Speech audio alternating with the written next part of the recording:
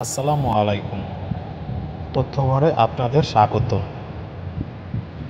আজ আপনাদের জানাবো প্রথম মহানন্দা সেতু চাঁপাইনবাবগঞ্জ সম্পর্কে। চাঁপাইনবাবগঞ্জ বাংলাদেশের উত্তর পশ্চিম সীমান্তবর্তী একটি ঐতিহাসিক জেলা।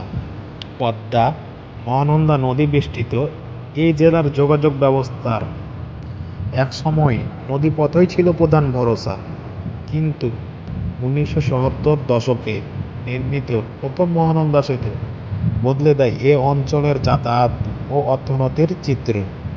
মহানন্দা নদী চাঁপাইনবাবগঞ্জ শহরকে একদিকে সদর উপজেলার অন্যান্য এলাকা, আরেকদিকে শিবগঞ্জ ও গোদাগাড়ী অঞ্চলের সাথে যুক্ত করেছে।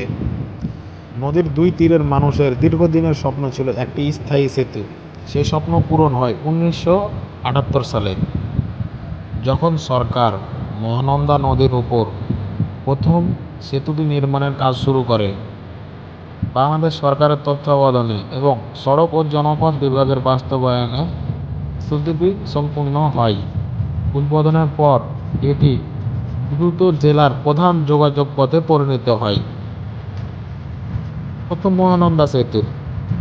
সেতুটি একটি স্টিল গার্ডার ব্রিজ, দৈর্ঘ্য প্রায় 300 মিটার এবং প্রস্থ প্রায় 7 মিটার।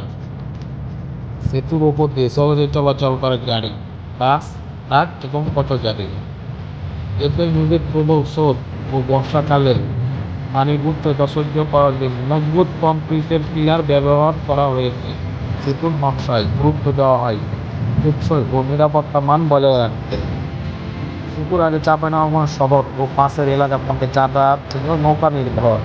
বর্ষাকালে নদীর স্রোতে পারাপার ছিল ঝুঁকিপূর্ণ এবং সময় সাপেক্ষ। সেতু নির্মাণের পর দেশের জন্য বিশেষ করে আম, ধান এবং গম সহজে আনা নেওয়া সম্ভব হয়েছে।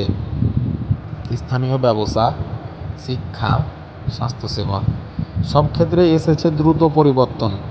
এক কথায় সেতুটি হয়ে উঠেছে উন্নয়নের সেতুবন্ধন।